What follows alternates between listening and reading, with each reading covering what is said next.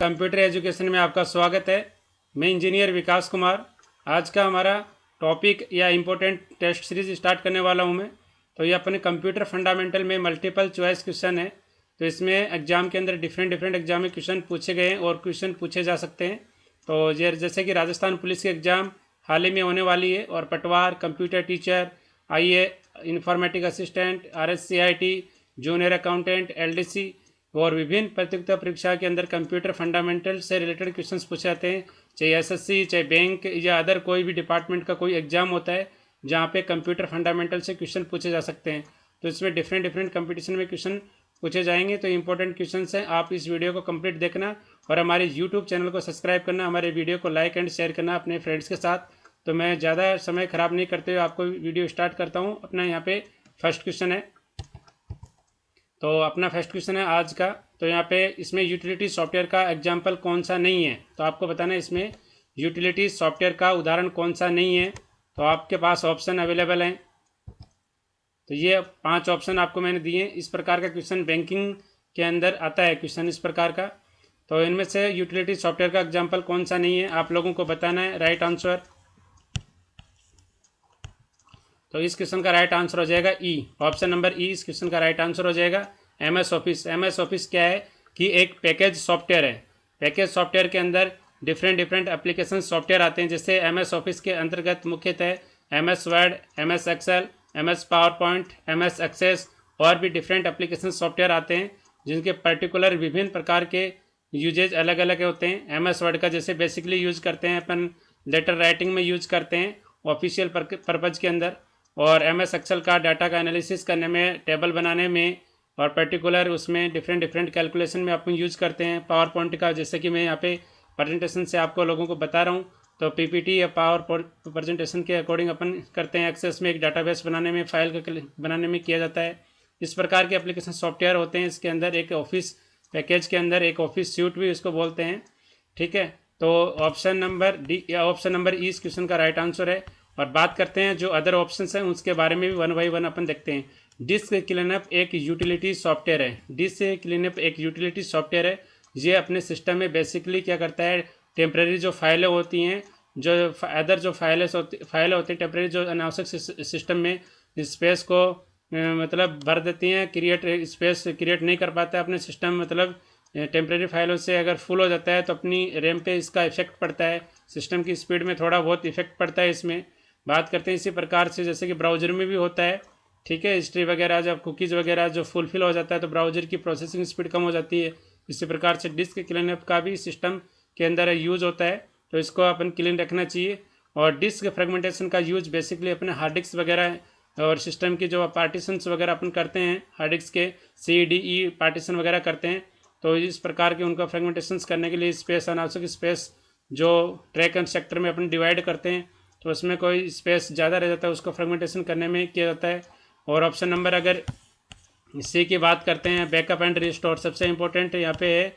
जैसे कि अपने कोई भी न्यू ऑपरेटिंग सिस्टम में इंस्टॉल करते हैं तो उस टाइम में एक बैकअप रिस्टोर पॉइंट क्रिएट कर लेते हैं कि बाकी अनावश्यक समय में अपना ख़राब नहीं हो सके। जिस प्रकार से जैसे कि अपन सिस्टम का विंडो ऑपरेटिंग सिस्टम इंस्टॉल करते हैं किसी न्यू लैपटॉप के अंदर, और उसमें बेसिक मदरबोर्ड के ड्राइवर होते हैं और डिफरेंट ड्राइवर्स होते हैं, उनको अपन इंस्टॉल करते हैं और बाद में बैकअप या रिस्टोर बना के अपना रिस्टोर पॉइंट क्रिएट कर लेते हैं, या पर्टिकुलर अपन रिकवरी पार्टीशन अपन बना लेते हैं अलग से। तो बाकी अपना जब भी अपना सिस्टम को रिकवर या रिस्टोर करना होता है तो अपने जो वापस से उस फाइलों को अपन रिकवर कर सकें, तो उनके बेसिकली यूज किया जाता है। स्कैन डिस्क भी जैसे कि अपने USB है, स्टोरेज डिवाइसेज, ज़्यादा कोई स्टोरेज डिवाइस है उसको स्कैन डिस्क करते हैं, जो उसमें बैड सेक्टर वगैरह आते हैं तो उनको रिमूव करते हैं। कोई फाइल ओपन नहीं होती है, या पेन ड्राइव में कई बार समस्या आ जाती है USB के अंदर, तो उसमें भी स्कैन डिस्क वगैरह अपन करते हैं। बैड सेक्टर को रिमूव करने के लिए इसका यूज किया जाता है। तो A B C D ये सारे जो 4 एग्जाम्पल आपको दिए, ये डिफरेंट एग्जाम में अलग अलग एग्जाम में से पूछे जाते हैं कि इनमें से यूटिलिटी सॉफ्टवेयर कौन सा है, कौन सा नहीं है, तो आपको बेसिकली इनका यूज करना है। तो बेसिकली आपको ये तो 4 हूँ, तो ABCD है तो इस यूटिलिटी सॉफ्टवेयर है, और MS ऑफिस एक जो पैकेज सॉफ्टवेयर के अंतर्गत आता है। तो इस क्वेश्चन का राइट आंसर इस प्रकार से हो जाएगा। आपको व्याख्या समझ में आई होगी इस क्वेश्चन की। इस प्रकार से आपको क्वेश्चन आपको मैं एक्सप्लेन करने वाला हूँ। तो हमारे यूट्यूब चैनल को सब्सक्राइब करना, हमारे वीडियो को लाइक करना, अपने फ्रेंड्स के साथ ये राजस्थान पुलिस वालों के लिए इंपॉर्टेंट है, पटवार के लिए इंपॉर्टेंट है, बाकी जितने भी कंपटीशन एग्जाम होते हैं अपने राजस्थान स्टेट लेवल में या सेंटर लेवल में, तो उनके लिए इंपॉर्टेंट क्वेश्चन हैं। तो इस वीडियो को देखना ना भूलें। क्वेश्चन नंबर सेकंड अपन देखते हैं। तो आपको बताना है कि इनमें से डीटीपी सॉफ्टवेयर का उदाहरण कौन सा है। तो डीटीपी सॉफ्टवेयर का एग्जाम्पल आपको बताना है। तो option number A Corel Draw, option number B PageMaker, option number C Photoshop, option number D all of these. तो आपको ये बताना है। तो option number A B C D ये इनमें से कौन सा सही है। सारे ही डीटीपी सॉफ्टवेयर है, तो इसका डी इस ऑप्शन राइट हो जाएगा। इस क्वेश्चन का आंसर डी हो जाएगा, क्योंकि कोरल ड्रॉ और पेज मेकर फोटोशॉप ये सारे क्या हैं, डीटीपी सॉफ्टवेयर हैं। डीटीपी का फुल फॉर्म एग्जाम में पूछा था है डेस्कटॉप पब्लिशिंग, इसका फुल फॉर्म होता है डेस्कटॉप पब्लिशिंग, इसका फुल फॉर्म होता है। कॉपी में आप नोटबुक में लिख लेना कि डीटीपी का फुल फॉर्म क्या होता है, डेस्कटॉप पब्लिकेशन होता है, और इसके अंतर्गत कौन कौन से सॉफ्टवेयर आते हैं, page maker, Corel Draw, Photoshop, इस प्रकार के सॉफ्टवेयर डीटीपी के अंतर्गत आते हैं। तो आप लोगों को इस क्वेश्चन आप लोगों को समझ में आया होगा। इस प्रकार से आपको क्वेश्चंस को अटेम्प्ट करना है। क्वेश्चंस को अटेम्प्ट करने का एक साधारण तरीका बताता हूँ। जो ऑप्शन आता है उसको एलिमिनेट करना सीखो आप। चारों ऑप्शन में से कौन सा ऑप्शन गलत है, कौन सा सही है, उसके बारे में आप लोगों को पता है तो क्वेश्चन डेफिनेटली आपका राइट हो जाएगा। ठीक है, क्वेश्चन नंबर नेक्स्ट की तरफ बढ़ते हैं अपन। क्वेश्चन नंबर तीसरा है अपना, इनमें से पास्कल कैलकुलेटर के बारे में कौन सा कथन सही नहीं है। तो देखना इस प्रकार के क्वेश्चन आते हैं, जो बड़ी बड़ी एग्जाम के अंदर भी क्वेश्चन आते हैं, कथन के संदर्भ में आते हैं। तो कौन सा कथन सत्य है, कौन सा कथन असत्य है, तो आप लोगों को बताना है। पहला अपना ऑप्शन है, इसकी खोज ब्लेज पास्कल ने 1642 ईस्वी में की थी। दूसरा ऑप्शन है, ये विश्व की पहली मैकेनिकल एडिंग डिवाइस थी। तीसरा ऑप्शन है, इसमें फ्रांस के वैज्ञानिकों द्वारा डेवलप किया गया था। और चौथा ऑपरेशन है, उपरोक्त सभी कथन सभी सही हैं। तो बताना आप लोगों को इस क्वेश्चन का राइट आंसर क्या होगा। ब्लेज पास्कल के बारे में अगर आपने पढ़ा है ब्लेज पास्कल के बारे में, तो इसकी खोज ब्लेज पास्कल ने की थी और कब की थी, 1642 में। तो पहला अपना सही है। दूसरे की अपन बात करते हैं, ये विश्व की पहली मैकेनिकल एडिंग डिवाइस थी, तो ये ऑप्शन भी इसका सही है। इसका खोज जो फ्रांस के द्वारा डेवलप, जो फ्रांस वैज्ञानिक था उसके द्वारा इसको डेवलप किया गया था, ब्लेज पास्कल। ठीक है, ये भी सही है। तो इस क्वेश्चन का राइट आंसर क्या हो जाएगा, ऑप्शन नंबर डी इस क्वेश्चन का राइट आंसर हो जाएगा। आपको इस प्रकार के क्वेश्चंस को तैयार करना है। एक क्वेश्चन में मल्टीपल क्वेश्चंस एग्जामिनर बनाने की कोशिश करता है, तो इस प्रकार से आपको क्वेश्चंस को तैयार करके जाना आपको एग्जाम के अंदर, तो किसी प्रकार के आपको कन्फ्यूजन नहीं हो। क्वेश्चन नंबर 4 की तरफ अपन पढ़ते हैं। अबेकस के बारे में कौन सा कथन सही नहीं है। तो अबेकस के बारे में बताना है। अबेकस का आविष्कार बेसिकली चीन के अंदर हुआ था, पर कई बुक और कई ऑथर, कोई स्टैंडर्ड बुक के राइटर है। बाकी अगर इसकी हिस्ट्री अगर बेसिक देखी जाए तो अबेकस का आविष्कार फ्रांस, रूस, इस अदर डिफरेंट कंट्री में भी इसको डेवलप हो चुका था। बाकी इसका वास्तविक जो डेवलपमेंट माना गया है वो अबेकस चीन के अंदर हुआ था। अगर ऑप्शन में अगर चीन नहीं होता है, ऑप्शन में अगर चीन नहीं होता तो फ्रांस, रूस में से आप टिक कर सकते हो। आप लोगों को एडवांस जानकारी यहाँ पे मैं बता देता हूँ। बाकी आप लोगों को पता ही है अबेकस के बारे के अंदर। तो ऑप्शन नंबर ए की बात करता हूँ, ये प्रथम मैकेनिकल कैलकुलेटिंग डिवाइस के रूप में जाना जाता था। दूसरा ऑप्शन की बात करता हूँ, इसे काउंटिंग फ्रेम के रूप में नहीं जाना जाता है। ऑप्शन नंबर 3 है सी, इसके द्वारा सामान्य अंगणितीय गणना की जाती थी। और ऑप्शन नंबर डी, उपरोक्त सभी कथन सही हैं। तो ये आपको भी बताना है इस क्वेश्चन का राइट आंसर कौन सा हो जाएगा। कभी ये याद मत रखना 99% केस में उपरोक्त सभी कथन सही होता है, पर 1.1% उपरोक्त सभी वाला भी सही नहीं होता है। तो आप लोगों को इस क्वेश्चन का राइट आंसर क्या हो जाएगा, ऑप्शन नंबर बी। इस टाइप के क्वेश्चंस आपको कहीं भी यूट्यूब पे किसी भी वेबसाइट पे नहीं मिलेंगे आपको। जो मैंने ये क्वेश्चंस खूब एनालिसिस करके मैंने बताया, एनालिसिस किया है मैंने खुद अध्ययन करके किताबों से, और आपको इसलिए स्पेशल क्वेश्चंस बनाए। इस प्रकार के क्वेश्चंस आपको किसी भी यूट्यूब चैनल, किसी भी कहीं पे भी आपको नहीं मिलेंगे। ये मेरे द्वारा बनाए गए क्वेश्चंस हैं, तो आपको इसको देखना है। इस प्रकार के कथन वाले क्वेश्चंस संदर्भ में कौन सा सही है, कौन सा नहीं है, तो आपको इस क्वेश्चन का राइट आंसर क्या हो जाएगा, बी हो जाएगा। क्योंकि ये काउंटिंग फ्रेम के रूप में भी ही जाना जाता है, जबकि इसी ऑप्शन में दे रखा है नहीं। तो इसको बारीकी से आपको पढ़ना है। तो ऑप्शन नंबर ए, प्रथम मैकेनिकल कैलकुलेटिंग डिवाइस के रूप में जाना जाता है, सही है। और इस सी वाला भी सही है। ठीक है, तो ये ऑप्शन बी इसका राइट हो जाएगा, ये सही नहीं है। क्वेश्चन को ढंग से पढ़ना आपको। किसी भी कंपटीशन एग्जाम आप दे रहे हो, चाहे IAS, IRS, किसी प्रकार के डिफरेंट एग्जाम देते हो आप, तो क्वेश्चंस को कथन के संदर्भ में गलत सही वाला आराम से पढ़ना, आपको ध्यान लगा के कि ऑप्शन कौन सा सही है कौन सा गलत है, उसको भी ढंग से पढ़ना आपको सही तरीके से। तो नेक्स्ट क्वेश्चन नंबर 5 अपना है, यहाँ मार्क फर्स्ट अपने कंप्यूटर के बारे में बताना है। मार्क फर्स्ट के बारे में कौन सा कथन सही नहीं है, तो यहाँ पे इसको आपको बताना है।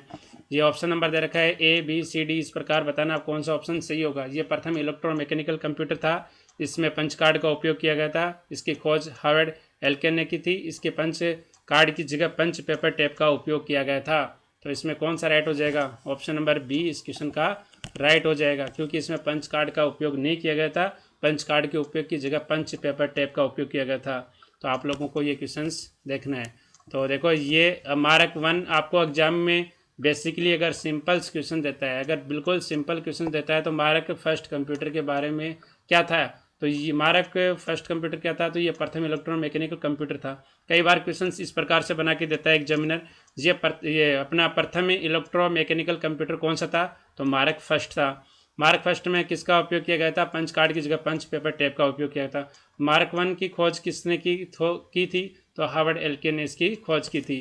तो आपको ये डिफरेंट प्रकार की जो टर्म्स मैंने यहाँ पे यूज किया है, तो इसको आपको ढंग से पढ़ना है। आपको एक कॉपी या पेन लेके उसको नोट करते रहना है। आपको इस प्रकार के मैं क्वेश्चन बनाने में बहुत ज़्यादा मेहनत लगती है, तो हमारे वीडियो को ज़्यादा से ज़्यादा लोगों से साथ शेयर करना, ठीक है। हमारे यूट्यूब चैनल को सब्सक्राइब करना। तो नेक्स्ट क्वेश्चन की तरफ अपन देखते हैं। क्वेश्चन नंबर 6 है, इसमें डिफेंस इंजन के बारे में कौन सा कथन सही नहीं है। तो आपको एक अच्छा क्वेश्चन है, डिफेंस इंजन के बारे में कथन कौन सा सही नहीं है। तो देखना ऑप्शन नंबर ए, इसका उपयोग ऑटोमेटिक मैकेनिकल कैलकुलेटर के रूप में किया जाता था, बीजगणितीय गणनाओं में किया जाता था। Option number B, Charles Babbage को ही कंप्यूटर के जनक कहा जाता है। ऑप्शन नंबर सी, इसकी खोज चार्ल्स बाबेज ने 1822 ईस्वी में की थी और ये प्रथम इलेक्ट्रॉनिक जनरल पर्पज कंप्यूटर था। और इसमें आगे आपको इसमें क्वेश्चंस बताना है। इसकी व्याख्या मैंने आपको नीचे दे रखी है, इसके अंदर क्वेश्चंस के नीचे। तो आपको डिफेंस इंजन का डेवलपमेंट किसके द्वारा किया गया था, तो ये तो चार्ल्स बेबेज के द्वारा किया गया था, ये सही है। 1822 ईस्वी में किया था। ये चार्ल्स बेबेज को ही कंप्यूटर का जनक कहा जाता है। तो कंप्यूटर के जनक किसे कहा जाता है, तो एग्जामिनर किस प्रकार से क्वेश्चन बनाता है, कंप्यूटर के जनक किसे कहा जाता है, चार्ल्स बेबेज को। तो इस प्रकार का इजी क्वेश्चन नहीं आता है, एक क्वेश्चन के अंदर मल्टीपल क्वेश्चन एग्जामिनर बनाने की कोशिश करता है आज के टाइम में, क्योंकि कट ऑफ और ज़्यादा कंपटीशन ज़्यादा हो गई, इसकी वजह से क्वेश्चन का लेवल मीडियम और मॉडरेट रखना चाहता है, ठीक है। और यहाँ पे इसका उपयोग ऑटोमेटिक मैकेनिकल कैलकुलेटर के रूप में इसका बीजगणितीय गणनाओं में किया जाता है, ये भी सही है। तो आपको ये बताना है कि इसका क्वेश्चन का राइट आंसर क्या हो जाएगा। ये ऑप्शन नंबर डी इस क्वेश्चन का राइट हो जाएगा। ये प्रथम इलेक्ट्रॉनिक जनरल पर्पज कंप्यूटर था। तो ये जनरल पर्पज कंप्यूटर नहीं था। जनरल पर्पज कंप्यूटर कौन सा था, एनिक था। तो आप लोगों को यहाँ पे बताने वाला हूँ, एनिक था। ये क्या था, जनरल पर्पज कंप्यूटर था फर्स्ट। तो इसी कारण से कौन सा कथन सही नहीं है, इसी कारण से ऑप्शन नंबर डी सही हो गया, क्योंकि ये डी जो प्रथम इलेक्ट्रॉनिक जनरल पर्पज जो कंप्यूटर था वो एनिक था। एनिक की फुल फॉर्म कंप्यूटेशन एग्जाम में पूछी जाती है। एनिक की full form E for electronic, N for numerical, I for integrator, A for and C for computer, ठीक है। इस प्रकार से आपको फुल फॉर्म भी याद रखना है पर्टिकुलर कंप्यूटर की, ठीक है। ये किस जनरेशन का कंप्यूटर था, तो ये फर्स्ट जनरेशन का कंप्यूटर था। तो आपको इस प्रकार से याद भी रखना है। तो यहाँ पे मैंने दे दिया क्योंकि प्रथम जो इलेक्ट्रॉनिक जनरल पर्पज कंप्यूटर कौन सा था, एनिक था। तो आप लोगों को इस प्रकार से आपको क्वेश्चंस को सॉल्व करना है, क्वेश्चंस को अटेम्प्ट करना है। क्वेश्चन को समझते हुए आपको करना है कौन सा कथन सही है कौन सा नहीं है, किस प्रकार से जो ऑप्शंस दिए हैं उस ऑप्शन से भी क्वेश्चंस बना के आपको एग्जामिनर दे सकता है, याद रखना। क्वेश्चन नंबर नेक्स्ट बढ़ते हैं 7 की तरफ। इसमें से यूनिवेक के बारे में कौन सा कथन सही नहीं है, तो ये देख लो। एक सबसे इस प्रकार के क्वेश्चंस कोई भी नहीं बनाता है। इस प्रकार के क्वेश्चंस मैंने बना के आपको अधिक से अधिक क्वेश्चंस को सॉल्व कराने की कोशिश कर रहा हूँ मैं और करता रहूँगा। तो इसमें क्वेश्चन 7 का इसके ऑप्शंस के अकॉर्डिंग देखना। ये प्रथम इलेक्ट्रो मैकेनिकल कंप्यूटर था। ये पहला जनरल पर्पज डिजिटल कंप्यूटर था। ऑप्शन नंबर सी, इसकी खोज जेपी एकर्ड एंड मॉचले ने की थी। यूनिवर्सल ऑटोमेटिक कंप्यूटर इसकी फुल फॉर्म होता है। और ऑप्शन नंबर ये यूएसएस में निर्मित पहला व्यावसायिक कंप्यूटर था। तो ये 5 ऑप्शन दे रहा हूँ। बैंकिंग पर्पज में इस प्रकार के क्वेश्चंस के 5 ऑप्शन देता है बैंकिंग के जो एग्जाम होते हैं उनमें, ठीक है। तो इस क्वेश्चन का राइट आंसर आप लोगों को बताना है कि यूनिवेक के बारे में कौन सा कथन सही नहीं है। तो आपको ये यूएसए में निर्मित था, ये सही है। यूएसए में निर्मित पहला व्यावसायिक कंप्यूटर था। तो कई बार ये आता है कि यूएसए में निर्मित पहला व्यावसायिक कंप्यूटर कौन सा था, तो यूनिवेक था। यूनिवेक की फुल फॉर्म क्या होती है? Universal automatic, you for universal automatic computer इसकी होती है। तो यूनिवेक की फुल फॉर्म भी पूछी गई है कंपटीशन एग्जाम के अंदर। पहला व्यावसायिक कंप्यूटर भी यूनिवेक है, ठीक है। इसकी खोज किसने की थी? जेपी एकड़ और मॉचले ने इसकी खोज की थी, ये भी सही है। और ये पहला जनरल पर्पज डिजिटल कंप्यूटर था। याद रखना, जनरल पर्पज कंप्यूटर अलग है, जनरल पर्पज डिजिटल कंप्यूटर अलग है, ठीक है। तो ये भी था। तो ये प्रथम इलेक्ट्रोमैकेनिकल कंप्यूटर था, ये नहीं है। तो इस क्वेश्चन का आंसर हो जाएगा ऑप्शन नंबर ए, ठीक है। आपको कमेंट में लिख के बताना कि प्रथम इलेक्ट्रोमैकेनिकल कंप्यूटर कौन सा था। इसी वीडियो में इससे पहले क्वेश्चन में मैं डिस्कस कर चुका हूँ, ठीक है।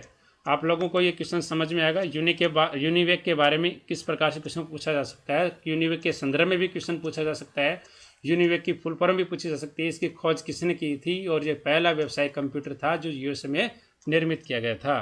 तो आप लोगों को इस क्वेश्चन में इतनी जानकारी आपको मिलती है। तो आपको ऐसा वीडियो, आपको इस प्रकार के क्वेश्चंस का सॉल्यूशन आप लोगों को और कहीं नहीं मिलने वाला है। तो आपको बेफिक्र होकर हमारे यूट्यूब चैनल को ज्वाइन करना और हमारे वीडियो को शेयर करना, अधिकतम फ्रेंड्स को लाभ हो सके। आने वाले जो एग्ज़ाम होती हैं, जैसे कंप्यूटर टीचर की एग्ज़ाम आने वाले 2021 में संभव है कि हो जाएगी एग्ज़ाम। और जैसे सूचना सहायक की एग्ज़ाम है, जूनियर अकाउंटेंट की एग्ज़ाम है, एलडीसी की एग्ज़ाम है, उनमें से ये क्वेश्चंस पूछे जाते हैं। और बाकी जो सेंट्रल लेवल की एग्ज़ाम है, जो उनके अंदर भी क्वेश्चंस कंप्यूटर में इस प्रकार से पूछे जाते हैं। इसमें एक क्वेश्चंस के अंदर मैंने मल्टीपल क्वेश्चंस आपको यहाँ पे इंक्लूड करके आपको एक्सप्लेन किया है।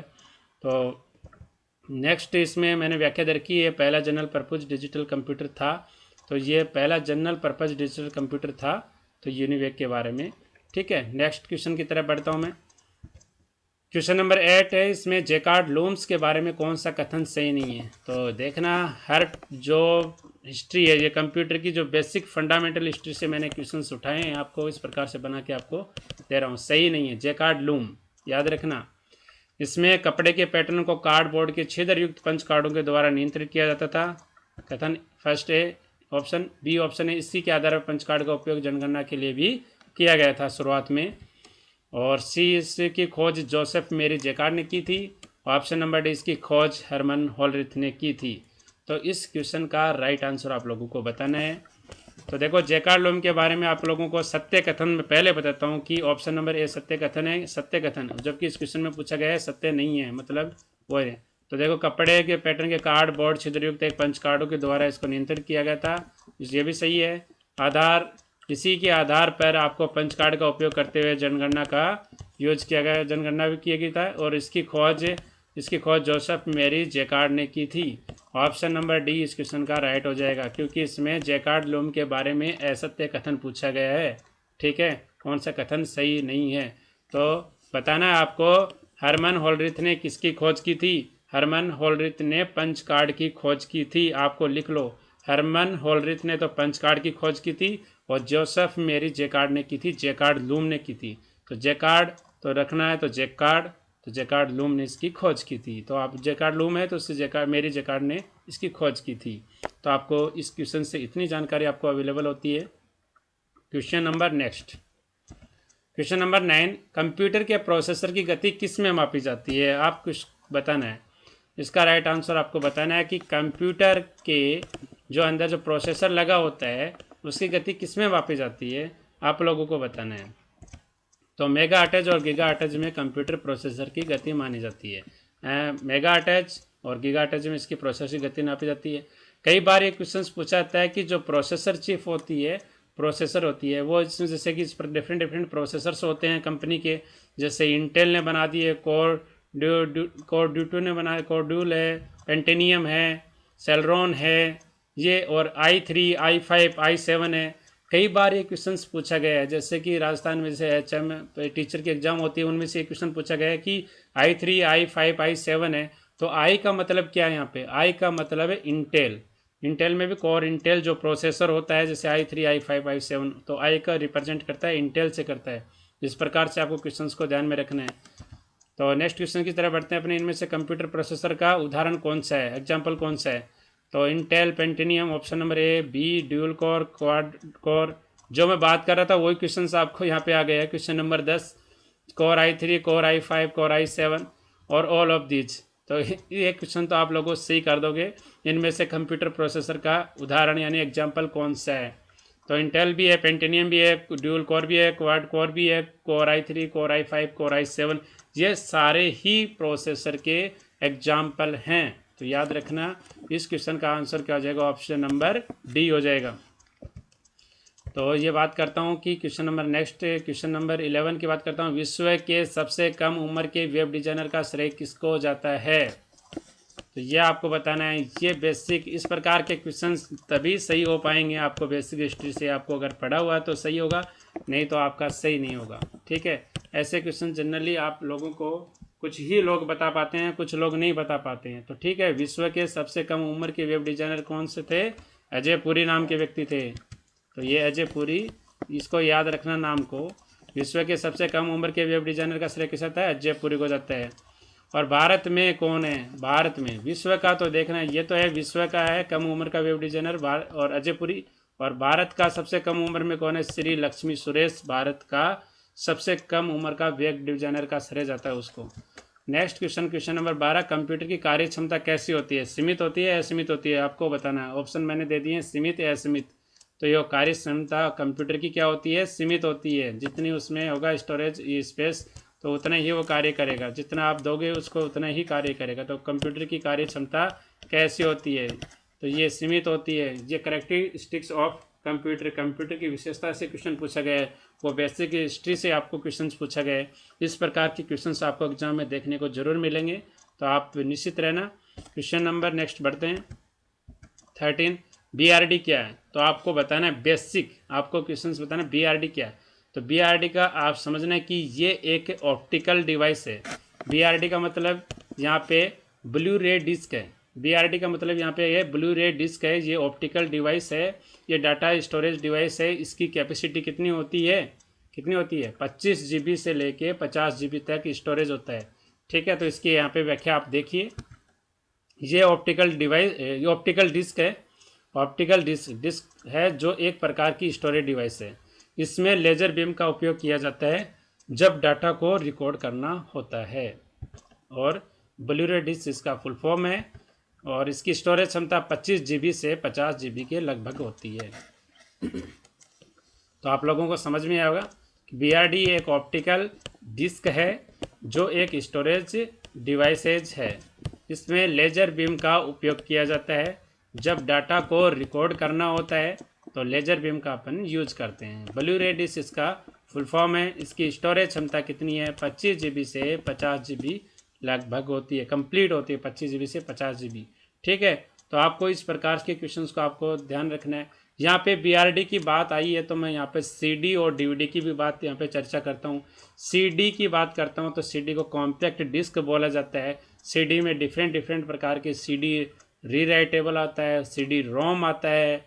ठीक है, इस प्रकार के जो डिवाइसेस इस प्रकार के जो स्टोरेज डिवाइसेस आते हैं। तो बेसिकली CD की जो क्षमता होती है स्टोरेज, वो कितनी होती है? 650 MB से 700 MB तक होती है। और DVD की बात करते हैं अपन। DVD की फुल फॉर्म पहले आपको लिखना है, डिजिटल वर्सेटाइल डिस्क। दूसरी फुल फॉर्म इसी की होती है डिजिटल वीडियो डिस्क। इसकी स्टोरेज क्षमता होती है 4.7 GB से 17 GB तक लगभग इसकी होती है। आपको याद रखना है इस चीज़ को। DVD के बारे में, CD के बारे में, BRD के बारे में, ये सारी ऑप्टिकल डिस्क कहलाती हैं। ठीक है, तो आपको नेक्स्ट क्वेश्चन की तरफ बढ़ता हूँ मैं। क्वेश्चन ये याद रखना है यहाँ पे, ये डिस्क है तो इसमें ऑप्टिकल में तो इस प्रकार की डिस्क का यूज करते हैं, DISC होता है। और जो मैग्नेटिक होती है उसमें डिस्क इस प्रकार से लिखते हैं। तो ऑप्टिकल में C आता है और मैग्नेटिक में K आता है यहाँ पे। तो ये डिफरेंस आपको याद रखना है, इसको आप सुधार लेना। जिस प्रकार से आप CPU आप एक बड़े बक्से कैबिनेट को बोलते हो तो वो कैबिनेट होता है, उसको आप CPU बोलते हो। वो CPU नहीं होता है, उसके अंदर मदरबोर्ड लगा होता है। मदरबोर्ड के अंदर जो एक प्रोसेसर लगा होता है उसी का नाम होता है CPU। ठीक है, तो आप इस प्रकार से गलत टर्म्स का आप यूज मत करना लाइफ में कभी। नेक्स्ट क्वेश्चन की तरफ अपन बढ़ते हैं। क्वेश्चन नंबर 14 है, सही सुमेलित करना आपको यहाँ पे आकार के आधार पे कंप्यूटर और एग्जाम्पल के उदाहरण। पहला है मिनी कंप्यूटर, दूसरा माइक्रो कंप्यूटर, तीसरा है सुपर कंप्यूटर, फोर्थ है मेन फ्रेम कंप्यूटर। तो इस प्रकार के क्वेश्चंस आते हैं। आकार के आधार पे इधर कंप्यूटर दे रखे हैं, इधर उसके एग्जाम्पल आपको दे रखे हैं, कंप्यूटर के टाइप्स आपको दे रखे हैं, कौन सा कंप्यूटर किस श्रेणी का कंप्यूटर कौन से कंप्यूटर के आधार में आता है। जैसे मिनी कंप्यूटर की अपन बात करते हैं यहाँ पे, इस प्रकार से आपको सम्मिलित करना है। मिनी कंप्यूटर किससे रिलेटेड है, यहाँ पे मिनी कंप्यूटर बताना आपको, तो मिनी कंप्यूटर आपसे रिलेटेड है K200 SDS92 से रिलेटेड है। माइक्रो कंप्यूटर किससे रिलेटेड है, ये लैपटॉप होता है अपना, लैपटॉप से रिलेटेड है। डेस्कटॉप कंप्यूटर से रिलेटेड है और PDF टैबलेट से रिलेटेड है, PDA टैबलेट से रिलेटेड है। तो PDA का फुल फॉर्म क्या होता है, पर्सनल डिजिटल असिस्टेंट होता है, कई बार एग्जाम में पूछा गया है। ठीक है, नेक्स्ट क्वेश्चन इसी के अंदर है, इसी के अंदर सुपर कंप्यूटर की बात करते हैं अपन। तो सुपर कंप्यूटर कौन सा आता है, तो CDC 6600, ये सुपर कंप्यूटर है पहला, और यहाँ पे परम भी सुपर कंप्यूटर की एग्जांपल है। और मेन फ्रेम कंप्यूटर की बात करते हैं, तो मेन फ्रेम कंप्यूटर यहाँ पे हिताची सीरीज में Z800 800, ये सारे मेन फ्रेम कंप्यूटर हैं। सुपर कंप्यूटर CDC 6600 परम भी है। ये मैंने बेसिक जो एग्ज़ाम में पूछे जाने वाले जो कंप्यूटर की श्रेणी के अंदर एग्जाम्पल दे रखे हैं, वो मैंने यहाँ पे आपको इस क्वेश्चंस के माध्यम से कवर करने की कोशिश की है। आप इस प्रकार के एनालिसिस, इस प्रकार के क्वेश्चंस को आप समझने की कोशिश करना, क्योंकि ये क्वेश्चंस आया तो इस क्वेश्चंस में से कैसे भी क्वेश्चंस आप एग्जामिनर बना सकता है कि सुपर कंप्यूटर के एग्जाम्पल आपको बताना, तो याद है तो आप बता सकते हो CDC 6600 परम ये सुपर कंप्यूटर है। मेन फ्रेम कंप्यूटर का कोई एग्जाम्पल पूछ ले तो आपको हिताची के अंदर जो सीरीज में आते हैं Z के अंदर, तो Z सीरीज में, तो ये सारे मेन फ्रेम कंप्यूटर है। माइक्रो कंप्यूटर का एग्जांपल आप लोगों को पता ही है, लैपटॉप ना, PC, desktop computer, PDA tablet वगैरह ये सारे होते हैं। मिनी कंप्यूटर छोटे होते हैं बहुत ज़्यादा। ठीक है, मिनी कंप्यूटर मतलब माइक्रो से मिनी बना है, तो माइक्रो से तो बड़े होते हैं थोड़ा। और ठीक है, तो ये K200 और SDC 92, इस प्रकार से आपको याद रखना है। नेक्स्ट क्वेश्चन की तरफ बढ़ते हैं अपन। क्वेश्चन नंबर 15 है, कोल्ड बूटिंग क्या होती है, तो आपको बताना है। इस प्रकार के क्वेश्चन RS मेंस में भी पूछा जा सकता है, या टेक्नोलॉजी के टर्म के अंदर, या किसी भी एग्जाम में इस प्रकार का क्वेश्चन पूछा जा सकता है। ऑप्शन देके भी पूछा जा सकता है कि बूटिंग कितने प्रकार की होती है, तो 2 प्रकार की होती है, कोल्ड बूटिंग, वार्म बूटिंग होती है। कोल्ड बूटिंग क्या होती है, कोल्ड बूटिंग होती है जब आप बंद सिस्टम को आप स्टार्ट करते हो, जब आप बंद सिस्टम को स्टार्ट करते हो उसे कोल्ड बूटिंग करते हैं। और जब सिस्टम अपना स्टार्ट है तो सिस्टम को रीस्टार्ट करना कहलाता है, वार्म बूटिंग कहलाता है। तो आपकी इसकी व्याख्या आप देखना, ये आपको मैंने कोल्ड बूटिंग के बारे में यहाँ पे बताया है। और ये देखो, बंद कंप्यूटर को स्टार्ट करना, बंद कंप्यूटर को स्टार्ट करना ही क्या कहलाता है, कोल्ड बूटिंग कहलाता है, याद रखना। और आगे बढ़ते हैं अपने, वार्म बूटिंग किससे कहते हैं, याद रखना। वार्म बूटिंग का भी क्वेश्चन पूछा है, कंप्यूटर को रीस्टार्ट करना ही वार्म बूटिंग कहलाता है, याद रखना। पहले से स्टार्ट कंप्यूटर है उसको बंद करके चालू करते हो तो वार्म बूटिंग कहलाता है, और पहले से बंद कंप्यूटर को आप स्टार्ट करते हो तो कोल्ड बूटिंग कहलाता है। तो ये याद रखना आपको। तो आज के लिए इतना ही, थैंक यू वेरी मच, धन्यवाद। हमारे YouTube चैनल को सब्सक्राइब करना, हमारे वीडियो को शेयर करना दोस्तों के साथ, धन्यवाद।